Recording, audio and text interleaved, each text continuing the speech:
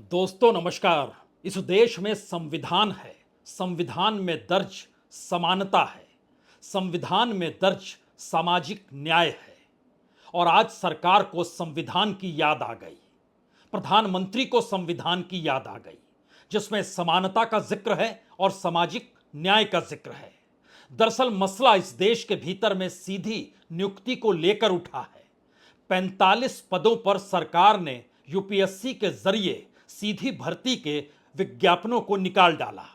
राहुल गांधी ने उसके बाद कहा, जिस तरीके से यह सीधी भर्ती यानी लेटरल अपॉइंटमेंट हो रही है, वह इस देश के भीतर में आरक्षण को लेकर, दलितों को लेकर, आदिवासियों को लेकर, पिछड़ों को लेकर उनके हकों को सरकार मार रही है, यानी खत्म कर रही है। और यह सवाल 17 तारीख को पहली बार उठा, जब सरकार ने 45 नियुक्तियों का जिक्र किया। और उसके बाद राहुल गांधी ने सीधे तौर पर सरकार पर हमला करते हुए कहा कि वो ना तो संविधान को मानती है, ना ही संविधान में जो समानता के अधिकार हैं और सामाजिक न्याय के जो भी प्रोविजन हैं, सरकार उसे भी मानती नहीं है। और 2 दिनों के बाद आज सरकार ने उस नियुक्ति को रद्द कर दिया। बकायदा डीओपीटी के मंत्री जितेंद्र सिंह ने एक पत्र लिखा। उस पत्र के जरिए उन्होंने जो सीधी बातें लिखी, वो शायद इसलिए महत्वपूर्ण है क्योंकि सीधी भर्ती आज से नहीं, 10 जून 2018 से जारी थी। लेकिन उस वक्त संसद हो या सड़क हो, प्रधानमंत्री मोदी की तूती बोलती थी। बीजेपी बहुमत के साथ खड़ी थी। वो मनमर्जी तरीके से इस देश को चला रही थी, या सीधे कहें तो इस देश को हाँक रही थी। संसद के भीतर विपक्ष, उसकी मजबूती बिल्कुल गायब हो चली थी। बीजेपी अपने बूते 272 के जादुई आंकड़े के पार थी। वह 303 सांसदों के साथ खड़ी थी। और उसी ताकत के आश्रय वह जिन निर्णयों को लगातार ले रही थी, 2014 में वह 282 सांसदों के साथ संसद में घुसी। सत्ता साथ थी। 2018 में उसने निर्णय ले लिया कि दरअसल अब प्रोफेशनल भर्ती वो करेगी। और प्रोफेशनल का मतलब यह है कि किस तरीके से लायक लोगों को उस खास क्षेत्र से उठाया जाएगा और सरकार उनसे कामकाज लेगी। यानी यूपीएससी एक झटके में खारिज हो गया। संविधान के तहत जो चेक एंड बैलेंस था आरक्षण को लेकर, और इस देश में पिछड़े और दलितों के हकों के सवाल को लेकर कि वह भी मेन स्ट्रीम में कैसे शामिल हो, वह चीजें भी खत्म हो गई। लेकिन उस दौर और इस दौर में कितना बड़ा अंतर आ गया है, यह आप सिर्फ इस बात से समझ सकते हैं कि यह सरकार दरअसल बहुमत की सरकार नहीं है, यह अल्पमत की सरकार है। और जो इस देश के भीतर की राजनीति चल रही है, उस राजनीति में अगर आप सिर्फ अपने निर्णयों को लेंगे और आपके सहयोगी आपके साथ खड़े नहीं होंगे, जो कि सत्ता को बनाने और चलाने के हकदार हैं, तो फिर आपको वापस अपना निर्णय लेना पड़ेगा। और ये राहुल गांधी की ताकत इस दौर में लगातार वो संविधान हाथ में लेकर देश भर घूमते हुए जिन बातों का जिक्र कर रहे थे, उसने इस देश के मानस पटल पर ऐसा असर डाला कि बीजेपी राज्य दर राज्य पिछड़ती चली गई। और स्थिति यह आ गई कि उत्तर प्रदेश में तो वह ढहढहा कर गिर गई। और इस देश के भीतर में जब वोटिंग के बाद जो पैटर्न नजर आया, उसमें पहली बार बीजेपी के पक्ष में जो दलितों के वोट थे, पिछड़ों के वोट थे, आदिवासियों के वोट थे, उसमें एवरेज यानी औसत 10 से 15% की कमी आ गई। और यह पूरा वोट एक लिहाज से इंडिया गठबंधन की तरफ शिफ्ट हो गया। लेकिन इन सब के साथ यह संकट एनडीए के भीतर भी समा गया, जो बीजेपी के साथ खड़े थे। और यही वजह है कि चिराग पासवान हो या फिर नीतीश कुमार हो, दोनों एनडीए के सहयोगी हैं, बीजेपी के साथ खड़े हैं। लेकिन इस बार वो खुलकर सामने आ गए, क्योंकि वो जानते हैं इस देश की सामाजिक आर्थिक परिस्थितियां इस बात की इजाजत देती नहीं है कि आप मनमर्जी तरीके से इस देश को हाँकते चले जाएं। और इस देश में जो लोगों के हक हैं, आप उन्हें माने नहीं, ये कहकर कि आप जनता ने हमें चुना है तो फिर हम जो मन चाहे सो करेंगे। आज लिखे पत्र में 6 जगहों पर संविधान, सामाजिक न्याय और समानता का जिक्र किया गया। और उसमें यह साफ तौर पर लिखा गया कि दरअसल प्रधानमंत्री मोदी के कहने पर यह फैसला बदला गया है। पहले इस पत्र को आप देख लीजिए, जो 1.5 पन्नों का पत्र है, जो मंत्री महोदय की तरफ से जारी किया गया, और इसमें बकायदा अचानक सरकार को सुध आ गई कि सामाजिक न्याय नाम की भी कोई चीज होती है और कॉन्स्टिट्यूशन में ये बातें दर्ज हैं।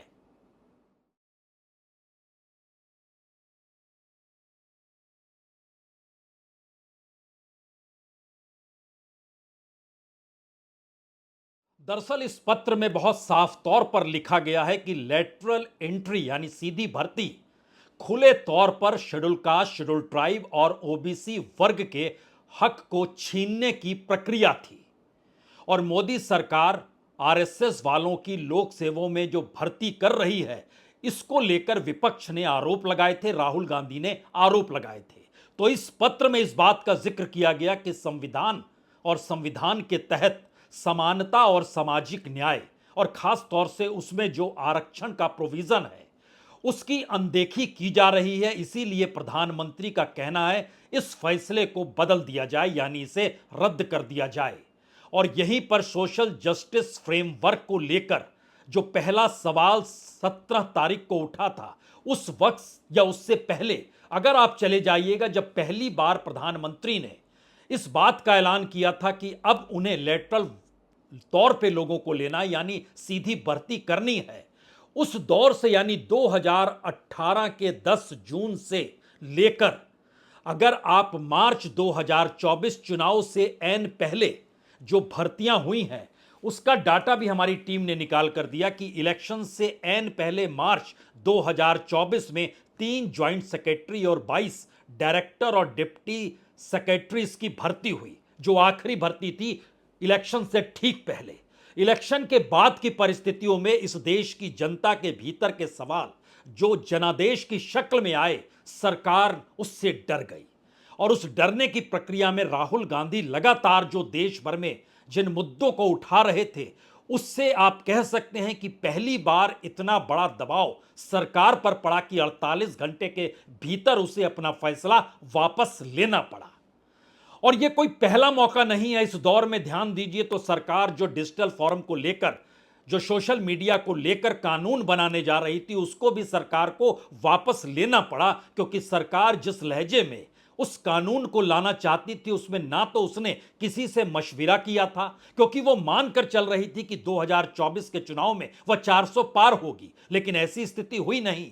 तो एक कल्पना आप कर सकते हैं कि अगर 400 पार बीजेपी हो गई होती तो इस देश के भीतर जो अलग अलग सांसद अलग अलग जगहों पर, कम से कम 3 सांसदों ने तो, सिटिंग सांसद जो चुनाव लड़ रहे थे, उन्होंने तो कहा था कि संविधान में हम फेरबदल कर देंगे। उसमें खास तौर से फैजाबाद के सांसद का जिक्र जरूरी है, जिसके दायरे में अयोध्या भी आता है, लल्लू सिंह जी, वह भी चुनाव हार गए।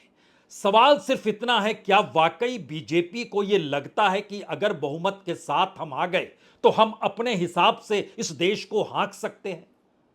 और पहली बार चुनाव परिणामों ने उस पर इतना असर डाल दिया कि वो संविधान और उसमें लिखे शब्दों के महत्व को समझ चुकी है। क्योंकि जो अपराध लगातार 2018 से जारी था, उस दौर में भी बहुत सारे बीजेपी के सहयोगी भी इन सवालों को उठा नहीं पाते थे, क्योंकि वो जानते थे उनके सवाल उठाने से कुछ होगा नहीं, क्योंकि बीजेपी बहुमत के साथ खड़ी है। 282 सीट 2014 में लेकर आई थी, 2019 में 303 सीट लेकर आई थी, और बहुमत का मतलब 272 सीट होता है। पहली बार वो खिसक कर 240 पर पहुंच गई। सरकार बनानी है तो सहयोगी चाहिए। सहयोगियों में चिराग पासवान भी हैं, नीतीश कुमार भी है, चंद्रबाबू नायडू हालांकि खामोश रहे, लेकिन चंद्रबाबू नायडू की खामोशी के साथ साथ यह भी समझना होगा कि उन्होंने मुस्लिम आरक्षण अपने राज्य में लागू किया है, और मुस्लिम आरक्षण को लेकर जो सवाल बीजेपी उठा रही थी, जैसे ही आंध्र का मुद्दा आया या आंध्र में टीडीपी के आसरे दिल्ली में सरकार बन गई, बीजेपी ने खामोशी बरत ली। तो क्या इस दौर में बीजेपी सिर्फ और सिर्फ, या मोदी सरकार सिर्फ और सिर्फ अपने अनुकूल परिस्थितियों को बनाती है, और अपने अनुकूल परिस्थितियों को बनाने के लिए संविधान की परिभाषा हो या इस देश को चलाने के तौर तरीके हों, सब कुछ बदलना चाहती है? और इस बार वो समझ चुकी है कि उसे सत्ता में अगर बने रहना है तो फिर सबको साथ लेकर चलना होगा, यानी सबका साथ सबका विकास का नारा भी जब दिया गया, उस वक्त भी आरक्षण हो या पिछड़ों के हकों का सवाल हो, उन सवालों से उसने आंखें मूंद ली थी। हम इन बातों का जिक्र इसलिए भी कर रहे हैं क्योंकि अगर आप ध्यान दीजिए तो क्या सरकार आज जिन बातों को, जो पत्र जारी करके उसने कहा, संविधान और सामाजिक न्याय और समानता का जिक्र किया, ये 10 जून 2018 को जब 10 भर्तियां हुई थी तब नहीं था। मई 2019 में इलेक्शन के वक्त 9 भर्तियां हुई थी, क्या ये उस वक्त नहीं था? अक्टूबर 2021 में 31 लोगों की भर्तियां हुई थी, तब ये नहीं था? मार्च 2021 में 33 लोगों की भर्ती हुई, तब ये नहीं था? मई के महीने 2023 में लगभग उस वक्त 20 भर्तियां हुई, 4 ज्वाइंट सेक्रेटरी और 16 डायरेक्टर और डिप्टी सेक्रेटरीज की भर्ती हुई। इस देश के तमाम मंत्रालयों में ये लेटरल भर्ती के जरिए जो सीधी भर्ती हुई, उसमें यह मान लिया गया कि दरअसल इसके पीछे पीएमओ खड़ा है, क्योंकि पीएमओ में ही स्क्रूटनी होती है, यूपीएससी को उसमें शामिल कर लिया जाता है। और यूपीएससी के पिछले दिनों जब चेयरमैन ने इस्तीफा दिया तो उन्होंने कितने कम वक्त को संभाला और उसके बाद यूपीएससी पर जो आरोप लगने लग गए उससे बचने के लिए उन्होंने इस्तीफा दे दिया। और जो पूरे मेंबरान हैं यूपीएससी के भीतर, वो बिना सरकार की सहमति और असहमति से हटकर चल नहीं सकते हैं। तो क्या यूपीएससी की पूरी भूमिका इस दौर में 2018 से लेकर आज तक, जब आज फैसला लिया गया कि हम रद्द कर रहे हैं, तब तक इस दौर में कोई जिम्मेदारी इस देश को लेकर सरकार की नहीं थी और सरकार मनमाफिक नीतियां बना रही थी? इस सवाल का इसलिए भी बड़ा महत्वपूर्ण जरूरी है क्योंकि इस देश के भीतर में ये जो नौकरियां मिल रही थी वह तमाम मंत्रालय, यानी एक लिहाज से सरकारी नौकरी है। पीएसयू के साथ जुड़ने की प्रक्रिया, यानी पब्लिक सेक्टर के जो भी उद्यम काम करते हैं उनके साथ जुड़ने की प्रक्रिया है। लेकिन इन सब के पीछे की हकीकत यह है कि 2013-14 में इस देश के भीतर में जो पब्लिक सेक्टर से जुड़े हुए कर्मचारी थे, अधिकारी थे, उनकी तादाद 17,30,000 थी, जो आज की तारीख में घटते घटते घटते घटते 13 लाख पर आकर खड़ी हो गई है। यानी इस दौर में 4,30,000 लोग कम हो गए हैं। और ये 4,30,000 कम सिर्फ ऐसे मत समझिए, इसको इस रूप में समझिए कि 2014 में 15,50,000 लोग कर्मचारी अधिकारी जो पीएसयू से जुड़े थे, सरकारी कर्मचारी थे, परमानेंट हुआ करते थे। आज की तारीख में परमानेंट कर्मचारी अधिकारियों की तादाद 8 लाख है, यानी उस वक्त की तुलना में तकरीबन 7.5 लाख कम हो गए परमानेंट। कॉन्ट्रैक्ट पे सरकार ने भर्ती करना शुरू कर दिया। और ये लेटरल प्रक्रिया जो थी इस दौर में सरकार के जो साथ खड़ा रहेगा, और ये जो आरोप राहुल गांधी ने सीधे तौर पर लगाया कि लगता है जैसे आप आरएसएस के लोगों की भर्ती कर रहे हैं, तमाम स्वयंसेवकों की भर्ती कर रहे हैं। जो लेटरल भर्तियां हुई उसमें कम से कम आधे दर्जन लोगों की जो भर्ती हुई, और भर्ती होने के बाद वो जिस मंत्रालय में काम कर रहे थे, हमारी टीम ने उसमें से 4-5 लोगों को टटोला भी, और जिनको टटोला उन्हें 2 साल का एक्सटेंशन मिल गया है, यानी 3 साल की नौकरी होती है, 2 साल का एक्सटेंशन और मिल गया। हमारी टीम से बात करते हुए उन्होंने ये माना कि दरअसल जब आप सरकार के साथ काम कर रहे हैं तो सरकार की नीतियों पर चलना होगा। ये मायने नहीं रहता है कि आप उस डिपार्टमेंट या उस मंत्रालय को लेकर कितना प्रोग्रेसिव सोच सकते हैं। सरकार में सोचने की क्षमता सिर्फ पीएमओ को है। प्रधानमंत्री का ऑफिस होता है पीएमओ, और उसमें बैठे हुए जितने भी जो अंडर सेक्रेटरी लेवल के लोग हैं जिनकी भर्ती इस दौर में हो रही थी, ज्वाइंट सेक्रेटरी लेवल के जो लोग हैं, ये तमाम चीज़ों को निर्धारित करते हैं। उन्हीं लोगों को वहां लाकर अलग अलग मंत्रालयों को सौंपा जाता है और यहां तक कि राज्यों की जिम्मेदारी भी दी जाती है। और उनका यह मानना है कि दरअसल 3 बरस बीतने के बाद कुछ लोगों को एक्सटेंशन मिलता है। 2 लोगों ने बहुत साफ तौर पर हमें जानकारी दी कि दरअसल एक्सटेंशन तो तभी मिल सकता है जब आप सरकार के गुण के साथ ना जुड़ जाएं, बल्कि आप उस आरएसएस की विचारधारा को भी बीच बीच में बोलने लगे। यानी संघ की सोच क्या है और संघ की विचारधारा जिस रूप में पार्टी को प्रभावित करती है या पार्टी उसे महत्वपूर्ण मानती है, उसके अनुकूल आपको होना होगा।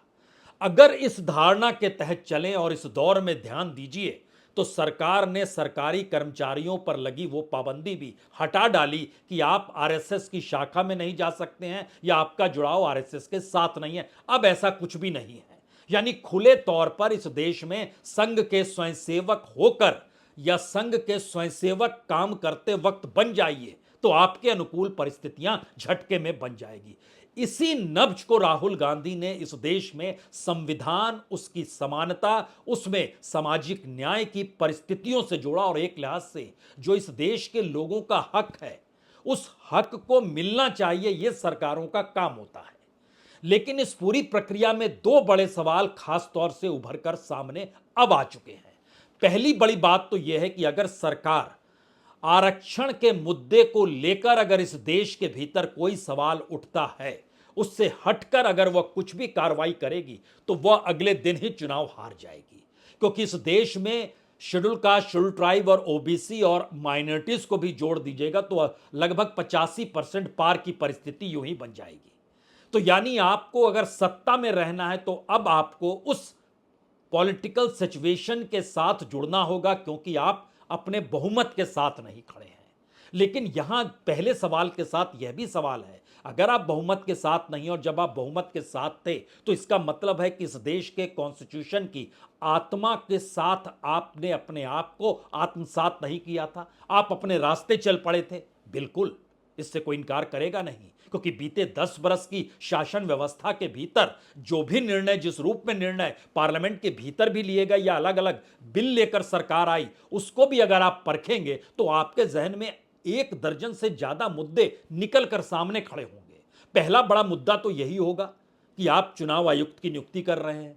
दूसरा मुद्दा आपके सामने एक झटके में आकर खड़ा हो जाएगा, दिल्ली के साथ क्या हुआ, जो एलजी की ताकत आप देते चले गए। तीसरा मुद्दा आप किसानों को लेकर आएंगे कि किसानों को लेकर जब बिल भी लाया गया तो उस पर वोटिंग तक पार्लियामेंट के भीतर नहीं होने दी गई। क्या ये अब चीजें संभव हैं? नहीं संभव है। तो एक चेक एंड बैलेंस पार्लियामेंट के भीतर भी बना है और राहुल गांधी ने जिस तेवर और तलखी के साथ इस मुद्दे को उठाया और इस देश के कॉन्स्टिट्यूशन के फ्रेम में रखकर खड़ा कर दिया, अब उसमें सबसे बड़ा संकट बीजेपी के सामने, मोदी सरकार के सामने था कि अब वो उस रास्ते पर कैसे चल सकती है जिस रास्ते पर वो बीते 10 वर्षों में चली है।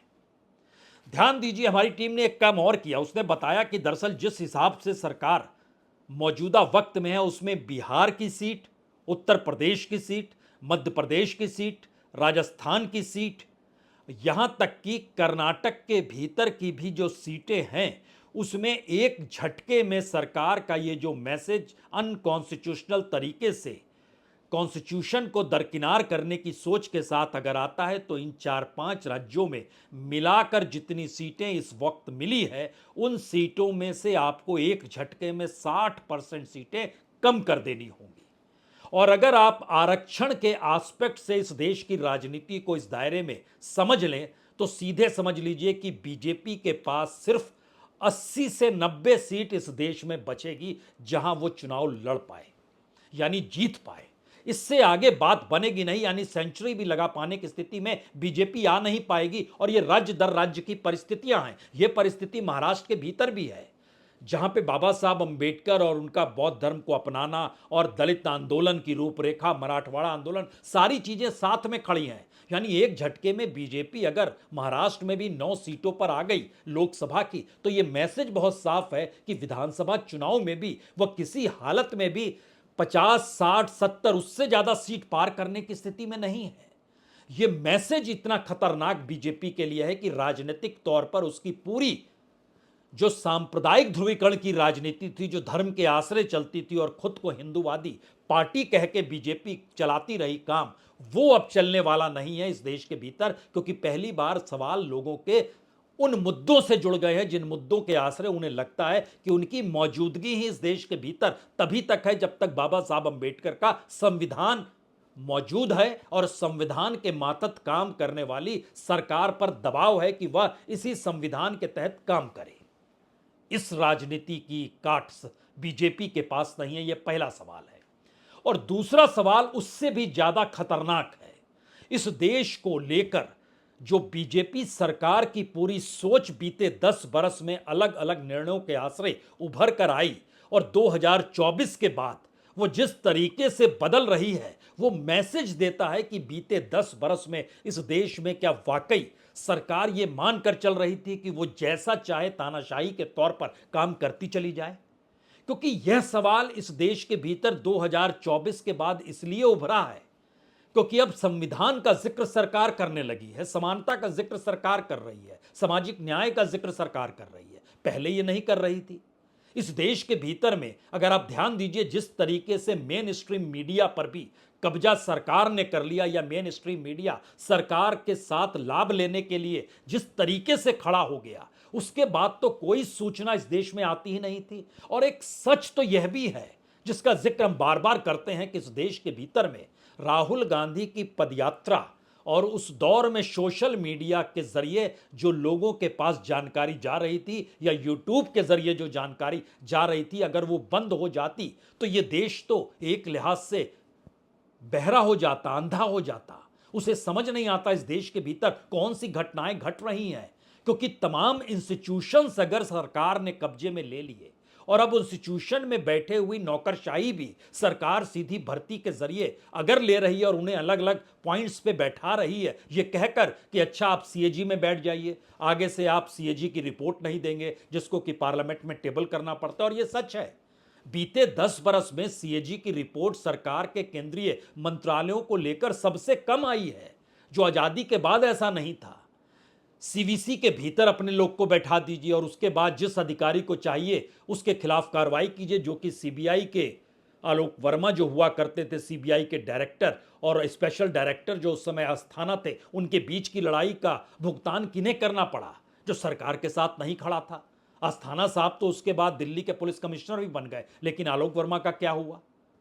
ये सारे सवाल है कि इस देश के भीतर तमाम इंस्टीट्यूशन और डेमोक्रेसी को जो पूरे तरीके से खत्म कर अपने अनुकूल परिस्थितियों को बनाने की सोच थी, और उस सोच के दायरे में सरकार मीडिया को लेकर भी, सोशल मीडिया पर नकेल कसने के लिए भी जो कानून बना रही थी, उसके भी स्वरूप को अगर आप पढ़ते तो आप हैरत में आ जाते कि अच्छा, इस तरीके तो सरकार चाहती ही नहीं है कि कोई उससे सवाल करे। और जब सवाल होते हैं तो क्या होता है, यह नज़ारा अब खुलकर हर के सामने आ गया है। सरकार किसानों को लेकर एमएसपी के सवाल पर कैसा कानून बने नहीं बने, उलझन में फंसी हुई है।